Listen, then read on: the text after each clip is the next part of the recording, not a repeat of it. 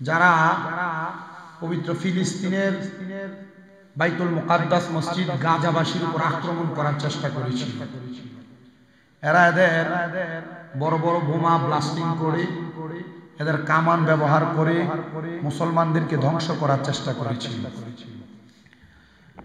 আল্লাহ তাআলার কুদরতের খেলা এমন কঠিন যে আল্লাহ তাআলা আগুনের দাবানলের মাধ্যমে পুরা লস অ্যাঞ্জেলেসের একটা সাইড পুড়ে দিয়েছে। অর্ধেক অংশ বরফের চাদরে ঢাকা আর অর্ধেক অংশ আগুনের দাবানলে ধাউ ধাউ করে জ্বলতেছে। তার মানে বোঝা যায় কোন মাজলুম ব্যক্তির উপর যদি কোনো অত্যাচার করা হয়, কোন ভালো মানুষের প্রতি যদি কোনো জুলুমবাজ অত্যাচার করে, আল্লাহ তাআলার গজবের মাধ্যমে আল্লাহ তাআলা এদেরকে ধ্বংস করে দেয়, ঠিক না? আসি রাসূল পাক সাল্লাল্লাহু আলাইহি সাল্লামের তিরমিজি শরীফের সুনানের 2211 নম্বর হাদিস শরীফ পড়ার পর দেখলাম রাসূল বলেছেন, যখন দেখবা আমার উম্মতের মাঝে 15টা কাজ সংগঠিত হয়েছে, তখন মনে করবা আমার উম্মতের মাঝে আযাব গজব, বিভিন্ন ভূমিকম্পের মাধ্যমে বিল্ডিং ফালায়া দেয়, বিভিন্ন পানির কম্পনের মাধ্যমে মানুষের জলপ্রপাতের মাধ্যমে ঘরবাড়ি ধ্বংস করে দেয়। এটা মনে করবা বান্দার আল্লাহ তাআলা বান্দাকে দেয় না, বান্দা নিজে হাতে কামাই কইরা এই আযাব গজবটাই না। এই লস অ্যাঞ্জেলেসের যে মানুষগুলো গাজাবাসী মানুষ, তাদের প্রতি জুলুম অত্যাচার করতে চাইছিল, আল্লাহ তাআলা এদেরকে জুলুম অত্যাচারের গজবের মাধ্যমে নিপীড়ন ঘটায় দিয়েছে। তো সাহাবায়ে কেরাম নবীকে প্রশ্ন করছি, ইয়া রাসূলুল্লাহ, কোন 15টা কারণে আযাব গজব আসে?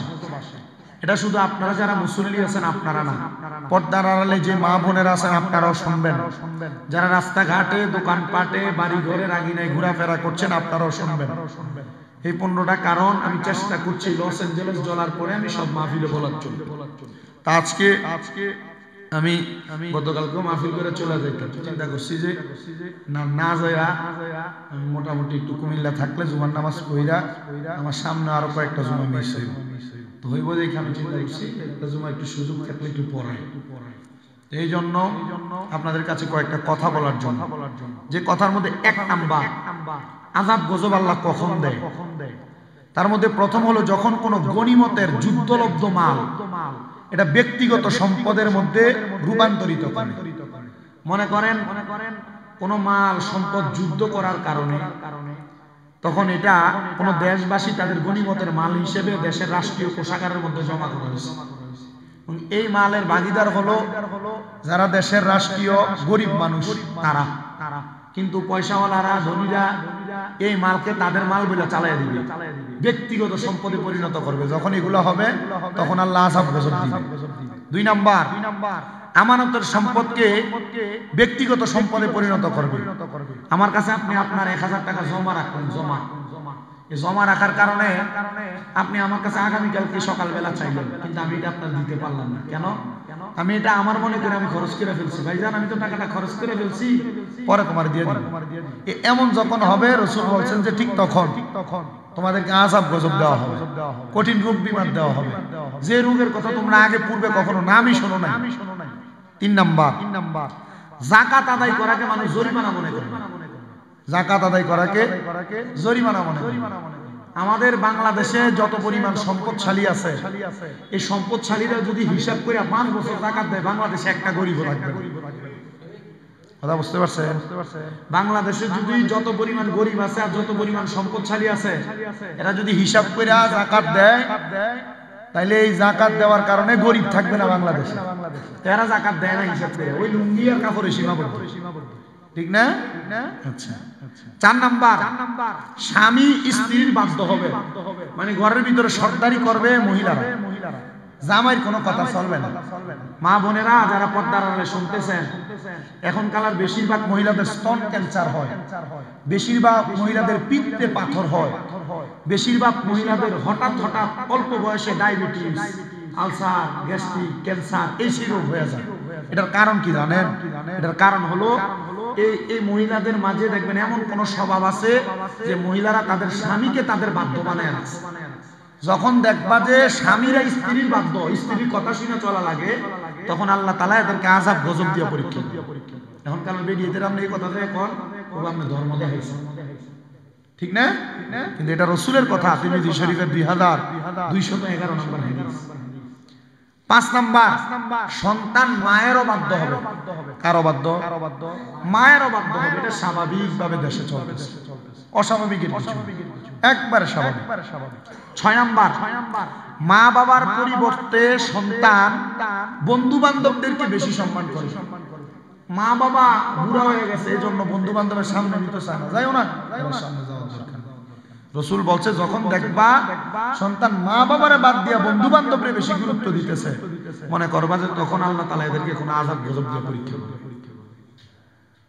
আপনি কি কথা বুঝতে পারতেছেন আপনারা? তারপর আছেন 7 নাম্বার, সন্তানেরা বাবার প্রতি জুলুম করবে, অত্যাচার করবে। কেমন জুলুম? এই জুলুমটা হইলো, মনে করেন বাবা সন্তানকে তার নিজের রক্ত পানি করে মানুষ করছে, বাবা সন্তানের খাওয়ানোর লেগে নিজে সুরাজিত করছে, সন্তানরে বালাটা পড়াইছে, বাবা সিরা লুঙ্গি পড়ছে, সন্তানরে বালাটা পড়াইছে।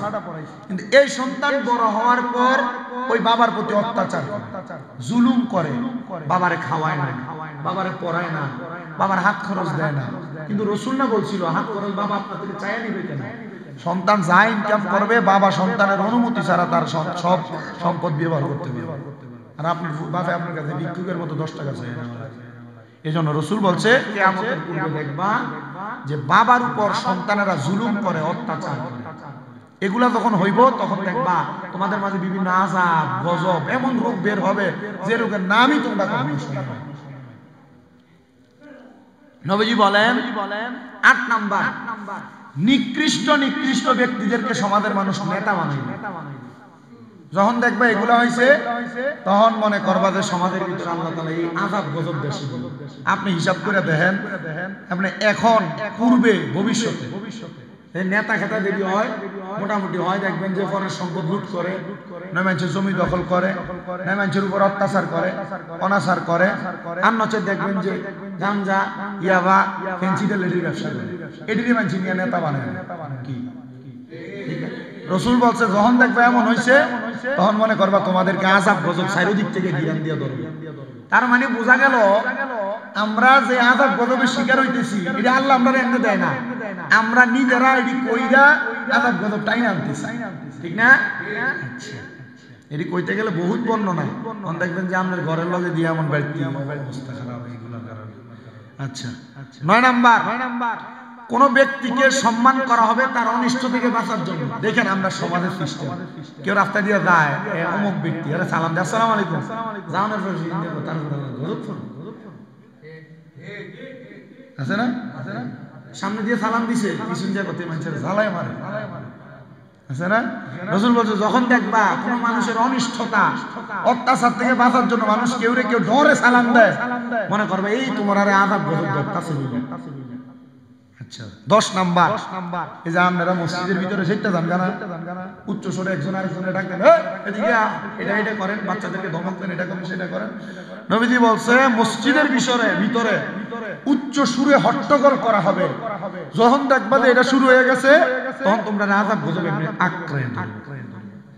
আহারে বাবু রে বাবু, আপনারা একটা কথা কি রে কর, তোমরা আসলে ডেঞ্জারাস মানুষ। এইটাকে কইছেন, এইটার কারণে এই আযাব গজব আমরা ধরব। মসজিদে উচ্চ সুরে হট্টগোল যে করব, যে এটা তার নাম কইবেন কি, যে উচ্চ সুরে হট্টগোল করব, গাবজাব করব, এগুলার কারণে তোমরা আযাব গজব চারিদিক থেকে আক্রমণ করে।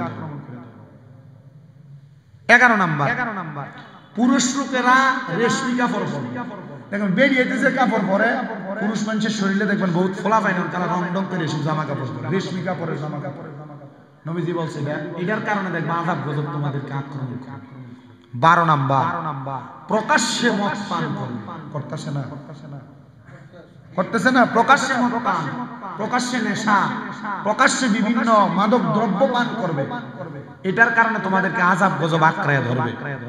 13 নাম্বার, বিভিন্ন বাদ্যযন্ত্র তৈরি করা হবে। আগে একরকম কোন রকম সামান্য বাদ্যযন্ত্র দিয়ে চলে গেছে, এখন নতুন বাদ্যযন্ত্র তৈরি হইতেছে।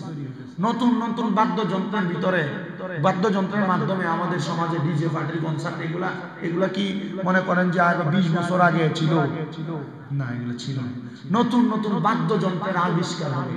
যখন দেখবা মানুষ এটি করে, তখন দেখবা তোমরা আযাব গজব আটকে দেবে। তা আপনি চিন্তা করে দেখেন, আপনি বিয়ার ভিতরে, মুসলমানের ভিতরে, নামরাহা কান ফোরানির অনুষ্ঠানের ভিতরে, জন্মদিন এই যে গান বাজনা করতেছেন, ডিজে পার্টির কনসার্ট করতেছেন, আপনি মনে করতেছেন এটা দিয়ে বরকত হইবে না। এটার কারণে আপনি উল্টা ওই যে সুন্দর সুনামের জন্য অনুষ্ঠান করলেন, কিন্তু এসব করার কারণে আপনারা এই পাপ আচার বিভিন্ন গজবে আঁকড়ে ধরবেন, অভাব দিয়ে দিব আল্লাহ, বিভিন্ন রূপ দিয়ে দিব আল্লাহ, বিভিন্ন আযাব গজবে স্বীকার করাই দিব। আসেন 14 নাম্বার, গায়িকা তৈরি হবে। গায়িকা মানে নারী শিল্পী বেশি বাইরে যাবে, মহিলা শিল্পী বাইরে যাবে, গায়িকা তৈরি। আসলে সত্য কথা, বাইরে যাচ্ছে না। আর 15 নাম্বার নবীজি বলছেন, উম্মতের পূর্ববর্তী মহামনীষীদেরকে অভিসম্পাত করবে তাদের পরবর্তীরা। মানে দেখেন, আমরা সমাজে এখন এমন একটা সিস্টেম হইছে, বহুত আলেম বাইরে গেছে, যারা এভাবে ফতোয়া দিচ্ছে যে আগে অমুকে কি করে গেছে, অমুকের কথাই সত্য নাকি, এরা ভুল করে গেছে, এজন্য কি আমি ভুল করব নাকি? মানে আমাদের পূর্ববর্তী আলেম ওলামা যা করে গেছে তা সঠিক ছিল না, এখন এসে নতুন নতুন ফতোয়া আবিষ্কার করতেছে যে না, তারা ভুল ছিল, এখন যা শুনতেছো তা সত্য। নবীজি বলছে, যখন দেখবা উম্মতের মধ্যে পূর্ববর্তী মহামনীষী আলেমদেরকে, মহামনীষী লোকদেরকে অভিসম্পাত করা হইতেছে, পরবর্তী মানে এখনের জেনারেশন বা পরবর্তী জেনারেশন করবে, তখন মনে করবা তোমাদেরকে বিভিন্ন আযাব গজব আঁকড়ে ধরবে। রাসূল কেন? নবী বলছেন, যখন জমিনের মধ্যে এই কাজগুলা শুরু হবে, তখন তোমরা অগ্নিবর্ষী প্রবল ঝড়, মানে এমন ঝড়ের আশঙ্কা করো যে ঝড়ের মাধ্যমে তোমাদের প্রতি উপরে আগুন পড়বে, এমন ঝড় তুফান ভাড়া মারে না। এই দেখবা যখন এগুলা শুরু হবে, 15টা কাজ মানুষের মাঝে বেশি বেশি প্রচলন হবে, তখন দেখবা তোমার এই ঝড় ঠাডার মাধ্যমে, যে এটার আমরা ঠাডা কই, এই ঝড়ের মাধ্যমে, বিদ্যুৎ আচমকার মাধ্যমে ঠাডা করে মানুষ বেশি বেশি মারা যাবে। গত বছরের আপনি হিসাব গুগলে সার্চ করে দেখেন, ঠাডা করে কয়জন মারা গেছে, বিদ্যুৎ এমন ইয়া কইরা ঝড় তুফানের সময় মারা গেছে। তো তোমরা এমন আযাবের জন্য অপেক্ষা করো যদি এই 15টা কাজ তোমাদের মাঝে হয়। যে কি? যে দেখবা তোমাদের মাঝে ঝড় যখন হবে, আগুনের মতো কিছু এসে তোমাদের গায়ে পড়বে। তারপর ভূমিকম্প, ঘন ঘন ভূমিকম্প। গত বছর যে পরিমাণ ভূমিকম্প বাংলাদেশ হয়েছে, এর আগে 3-4 বছরে ভূমিকম্পের পরিমাণ হয়নি। ভূমিকম্পের আশঙ্কা করো। তারপর কদাকৃতিতে রূপান্তরিত হওয়ার অপেক্ষা করো। কদাকৃতি হচ্ছে এমন, মনে করেন আপনি ভয়ে আতঙ্কে এমন জীর্ণ শীর্ণ হয়ে যাবেন, মরার পূর্বে এমন অবস্থা হইব যে আপনি যে একটা মানুষ, আপনার শুরুতে লেবাসে বা আপনি যে শুয়ে রয়েছেন, আপনাকে দেখলে এমন বোঝা যাবে না। যদি তোমাদের মাঝে, তাহলে কয়টা দিক পাইলাম? 15টা দিক। 1 নাম্বার, গনিমতের মাল নিজের মনে করা, আমানতের সম্পদকে ব্যক্তিগত সম্পদ মনে করা, যাকাত দেওয়ার জরিমানা মনে করা, স্বামী স্ত্রীর বাধ্য হওয়া, এরপর সন্তান মায়ের অবাধ্য হওয়া, মা বাবার পরিবর্তে বন্ধু বান্ধবকে সম্মান করা, বাবার প্রতি জুলুম করা, নিকৃষ্ট ব্যক্তিদেরকে নেতা বানাইব, কোন ব্যক্তিকে সম্মান করবে তার অনিষ্টতা থেকে বাঁচার জন্য ডরে উচ্চ স্বরে মসজিদে হট্টগোল করবে, পুরুষরা সিল্ক রেশমি কাপড় পরবে, প্রকাশ্য মদ পান করা হবে, বাদ্যযন্ত্র তৈরি করা হবে, গায়িকা তৈরি হবে বেশি বেশি, এবং উম্মতের পূর্ববর্তী আলেম ওলামা মনীষী ব্যক্তিদেরকে অভিসম্পাত এবং তাদের কথা ভুল ছিল বলে অপব্যাখ্যা করা হবে। যখন দেখবে এই 15টা কাজ তোমাদের মাঝে হয়, তখনই মনে করবা যে আল্লাহ তাআলার আযাব গজব তোমাদেরকে চারদিক থেকে পাকড়াও করতেছে। আল্লাহ আমাদেরকে হেফাজত করুন। আরো জোরে পড়ি আমিন। সবাই দুরূদ শরীফ পড়ি। সালাতুন ইয়া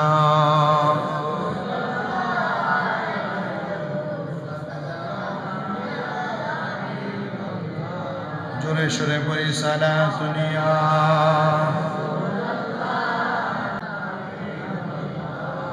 জামালে আশিক বাশদ মুহাম্মদ, এ আলে ও বরা বাশদ আহমদ। সালাতুন ইয়া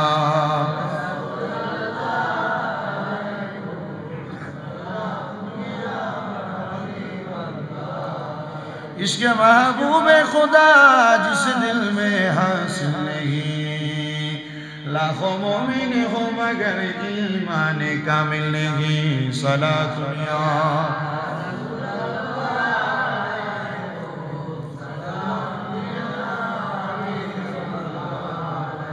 এবার আসেন নফল নামাজের একটু ফজিলত নিয়ে কথা বলি। আযাব গজব থেকে বাঁচার জন্য এটা উপকারী, আযাব গজব থেকে বাঁচার জন্য এটা উপকারী। রাসূল পাক সাল্লাল্লাহু আলাইহি সাল্লামের পরিপূর্ণ হাদিস শরীফ পড়ার পর দেখলাম নফল নামাজের যে ফজিলত এর মধ্যে এক নাম্বার ফরজ নামাজের যে ত্রুটিগুলা হয় নফল নামাজের মাধ্যমে আল্লাহ তাআলা ফরজ নামাজের ত্রুটিগুলাকে মিশিয়ে দেন। মারহাবা। আসেন হযরত আবু হুরায়রা রাদিয়াল্লাহু তাআলা আনহু যে অনেক মানুষ আমরা ফরজ নামাজ পড়ি, এই নামাজে ভুল ভ্রান্তি হয়ে থাকে, এই ভুল ভ্রান্তিগুলো আল্লাহ কিভাবে মাফ করবে? সাহাবায়ে কেরামের প্রশ্নে রাসূল পাক সাল্লাল্লাহু আলাইহি সাল্লাম বলেছেন। হযরত আবু হুরায়রা রাদিয়াল্লাহু তাআলা আনহু বলেন, আমি রাসূল সাল্লাল্লাহু আলাইহি সাল্লামকে বলতে শুনেছি যে পরকালে মানুষের আমল সমূহের মধ্যে সর্বপ্রথম তাদের নামাজ সম্পর্কে হিসাব নেওয়া হবে। তিনি বলেন, আমাদের মহান রব তার বান্দা সম্পর্কে অধিকতর জ্ঞানী, আমাদের সম্পর্কে আল্লাহ সবচাইতে বেশি জ্ঞানী। জ্ঞানী থাকার সত্ত্বেও আল্লাহ ফেরেশতাদেরকে বলবেন, আমার বান্দার নামাজ সম্পর্কে দেখো, সে কি তা পরিপূর্ণভাবে আদায় করেছে নাকি ত্রুটি করেছে। অতঃপর যদি বান্দার নামাজ পূর্ণাঙ্গ হয়ে থাকে তখন তারা বলবে তা পূর্ণাঙ্গ হয়েছে, আর যদি তা ত্রুটি থাকে তাহলে মহান আল্লাহ ফেরেশতাদেরকে বলবে, দেখো না আমার বান্দার কোনো নফল নামাজ আছে কিনা, কোন নফল নামাজ আছে। যদি থাকে তাহলে তিনি তাকে বলবেন, বান্দার ফরজ নামাজের ঘাটতি তার নফল নামাজ দ্বারা পরিপূর্ণ করে দাও। আপনি তো ফরজই পড়েন না, নফল করবেন না। আচ্ছা আচ্ছা। অতঃপর সকল আমলই এভাবে গ্রহণ করবে। ফরজের ত্রুটি যদি হয় তা নফল দ্বারা পরিপূর্ণ করবে। নফল নামাজ অনেক আছে, তার মধ্যে একটা নামাজ আছে যে নামাজের নাম তাহিয়াতুল উযু। তাহিয়াতুল উযু এটা কোনটা? যেটা হারাম ওয়াক্ত ব্যতীত ওযু করার পর, হারাম ওয়াক্ত ব্যতীত সূর্য উঠতেছে, সূর্য মাথার উপরে, সূর্য ডুবতেছে, এই তিন ওয়াক্ত ব্যতীত ওযু করার পর মসজিদে প্রবেশ করে বসার আগে 2 রাকাত নামাজ পড়া, এটাকে বলে তাহিয়াতুল উযু। কেন? রাসূল পাক সাল্লাল্লাহু আলাইহি ওয়াসাল্লাম বলেছেন, যেই ব্যক্তি আমার ওযুর মতো ওযু করে অতঃপর 2 রাকাত নামাজ অন্যমনস্ক না হয়ে একাগ্রতার সাথে পড়ে, ফলে তার পূর্বের অপরাধ সব ক্ষমা করে দেওয়া হয়। হযরত উকবা ইবনে আমের রাদিয়াল্লাহু তাআলা আনহু থেকে বর্ণিত, রাসূল বলেন, যে কোনো মুসলমান সুন্দরভাবে ওযু করে অতঃপর দেহ এবং মনকে আল্লাহর প্রতি নিবদ্ধ রেখে দাঁড়িয়ে 2 রাকাত নামাজ আদায় করে, তার জন্য জান্নাত অবধারিত হয়। এটা হলো তাহিয়াতুল উযু নামাজ। পুরুষ মানুষ মসজিদে প্রবেশ করে বসার আগে, মহিলারা ওযু করে ঘরে ঢুকে নামাজের মুসল্লায় দাঁড়ায়। মারহাবা। 2 নাম্বার আরেকটা নামাজ, যে নামাজের নাম তাহিয়াতুল মসজিদ অথবা দুখুলুল মসজিদ। এটা হারাম ওয়াক্ত, নিষিদ্ধ ওয়াক্ত। সূর্য উঠতেছে, সূর্য মাথার উপর, সূর্য ডুবতেছে, 3 ওয়াক্ত ব্যতীত যেই কোনো সময় মসজিদে প্রবেশ করে কেহ যদি বসার পূর্বেই 2 রাকাত নামাজ পড়ে নেয়, তাহলে আল্লাহ রাসূল সাল্লাল্লাহু আলাইহি সাল্লাম বলছেন যে সেই ব্যক্তি যেন একটা উট কুরবানি করলো। 2 নাম্বার রাসূল সাল্লাল্লাহু আলাইহি সাল্লাম এই নামাজ পড়ার পর বলছেন, আরেকটা নামাজ আছে নফল, যে নামাজটার নাম ইশরাকের নামাজ। কিসের নামাজ? এই নামাজটা কখন? ফজরের নামাজ আদায় করে কোন উম্মত, কোন বান্দা আল্লাহর জিকিরে মশগুল থাকবে সূর্য উদয় হওয়ার আগ পর্যন্ত। এরপর ওই ব্যক্তি 2 রাকাত নামাজ আদায় করবে, সেই ব্যক্তির আমল নামায় একটা হজ এবং একটা উমরার সওয়াব দেওয়া। আমরা তো মসজিদে আসি, মুরগা দেন না, আদার খাই, ঠোকর দিয়া, সেজদা রুকু দিয়া, তাড়াতাড়ি বের হয়ে চলে যান। নবীজি বলছেন যেই ব্যক্তি জামাতের সাথে ফজরের নামাজ আদায় করে অতঃপর সূর্য উদয় হওয়া পর্যন্ত আল্লাহর জিকির অবস্থায় থাকে, অতঃপর 2 রাকাত নামাজ আদায় করে, তাহলে তার জন্য একটি হজ এবং একটি উমরার সওয়াব দেওয়া হয়। বর্ণনাকারী বলছেন রাসূল পাক সাল্লাল্লাহু আলাইহি সাল্লাম পরিপূর্ণ হজ এবং উমরার কথা বলছেন।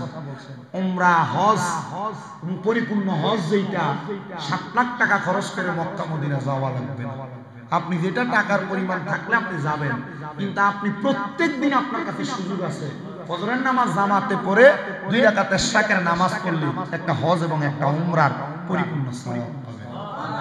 আসেন নবীজি বলছেন আরেকটা নামাজ আছে যে নামাজের নাম দোহার নামাজ অথবা চাশতের নামাজ। দোহার নামাজ অথবা চাশতের নামাজ এটা কখন? ইশরাকের পর সূর্য হেলার আগ পর্যন্ত, মানে সূর্য ওঠার পর থেকে সূর্য ওঠার আগ, সূর্য ডুবে যাওয়ার আগ পর্যন্ত 2 রাকাত করে 12 রাকাত পর্যন্ত নামাজ পড়া যায়, সর্বনিম্ন 2 রাকাত। নবীজি বলছেন প্রতিটি দিন শুরু হওয়ার সাথে সাথে তোমাদের প্রত্যেকের প্রতিটি অস্থি বন্ধনী গিটের উপর সদকা ওয়াজিব। প্রতিটি তাসবিহ একবার আল্লাহ বললে সদকা হিসেবে গণ্য হয়, একবার আলহামদুলিল্লাহ বললে সদকা হয়, একবার লা ইলাহা ইল্লাল্লাহ বললে সদকা হয়, আল্লাহু আকবার বললে সদকা হয়, সৎ কাজের আদেশ করলে সদকা হয়, অসৎ কাজ থেকে বিরত রাখলে সদকা হয়। তবে দুহা অথবা চাশতের 2 রাকাত নামাজ এগুলোর সমকক্ষ নয়। মনে রাখবা আমি রাসূল ইরশাদ করতেছি মানুষের শরীরে 360টা জোড়া আছে, 360টা জোড়া আছে।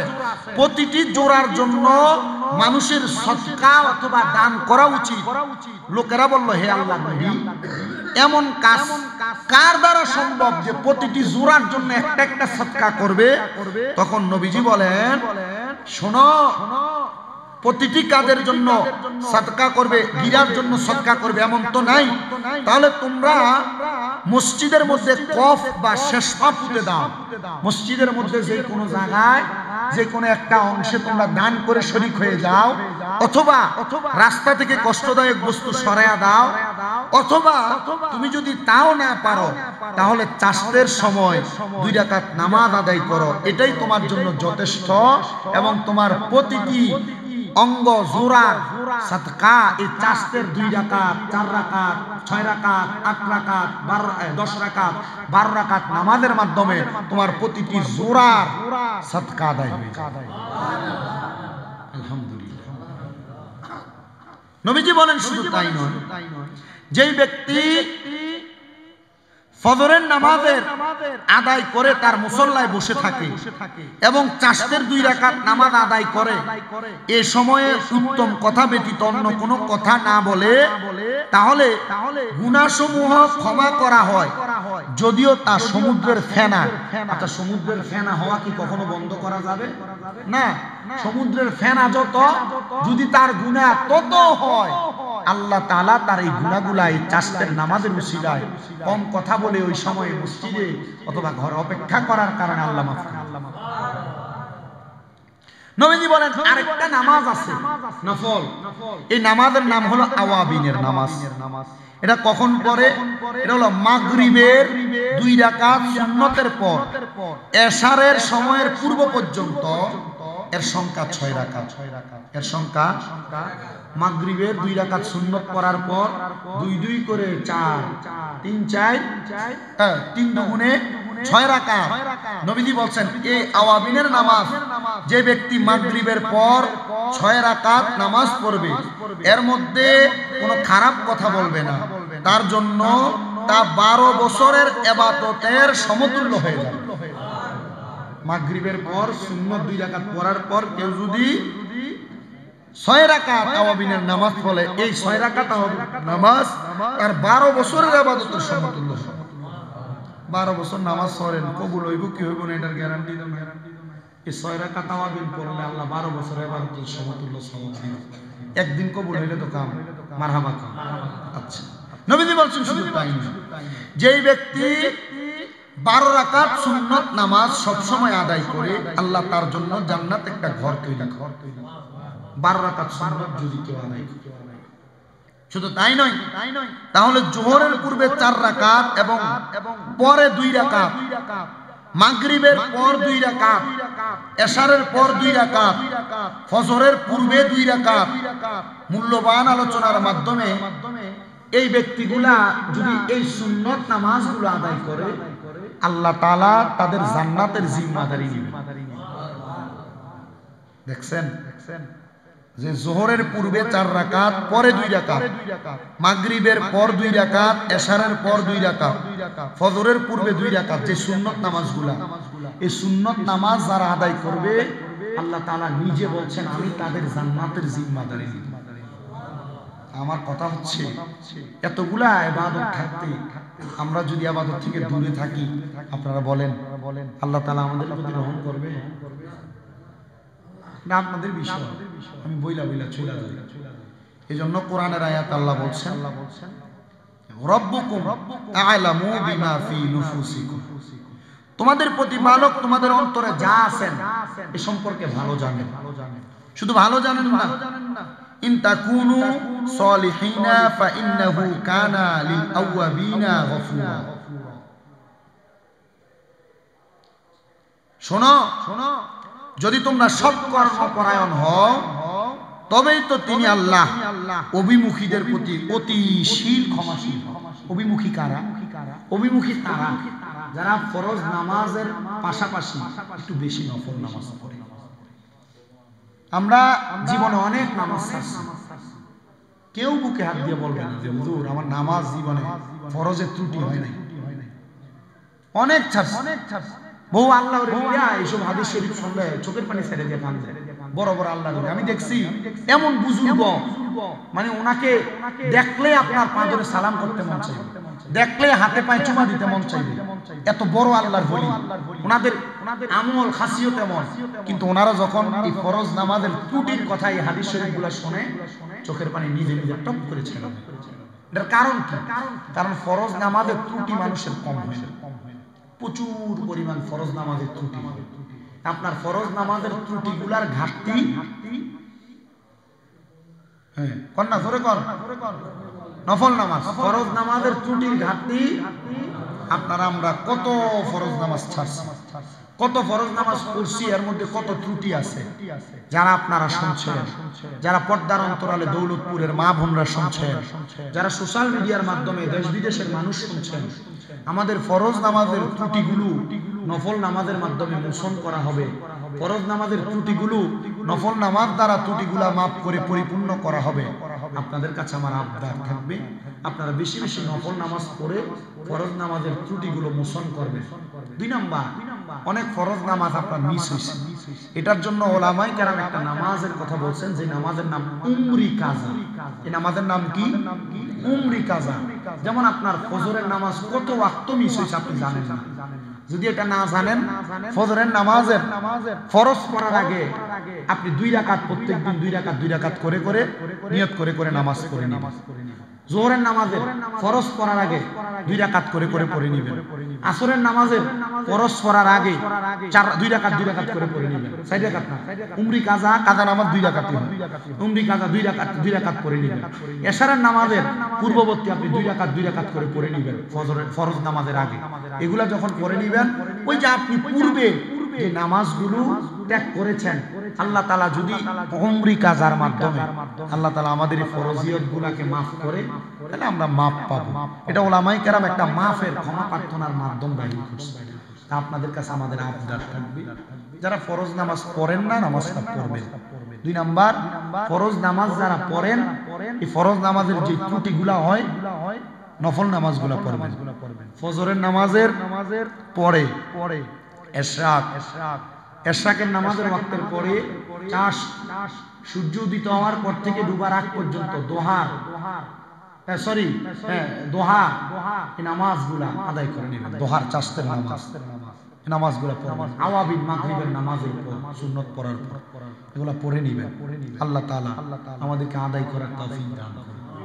আপনাদের কষ্ট হচ্ছে, আদায় করার তৌফিক দান করুন।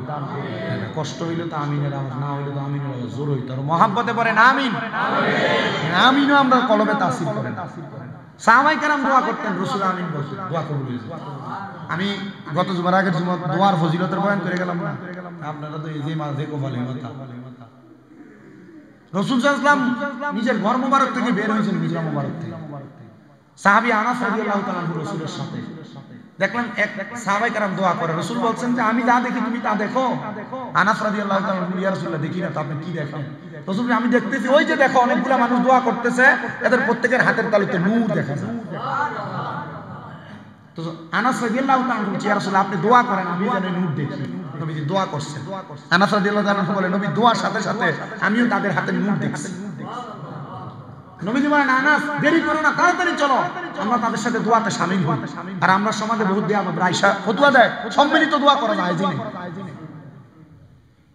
রাসূল যাই এদের সাথে দোয়া করছেন। কি দোয়া করছেন? রাসূল সাল্লাল্লাহু আলাইহি সাল্লাম এদের সাথে যায় সম্মিলিত হইছেন। সম্মিলিত হয়া এরা দোয়া করছে, রাসূল এদের সাথে আমিন বলছেন। মারহাবা বলেন। আমিন মানে আল্লাহ এরা যা দোয়া করছে আমিও তা দোয়া করতেছি। রাসূল আমিন বলছেন, আল্লাহ তাআলা এদের দোয়া কবুল করছেন। রাসূলকে জিজ্ঞাসা করেছে তারা কি দোয়া করছেন?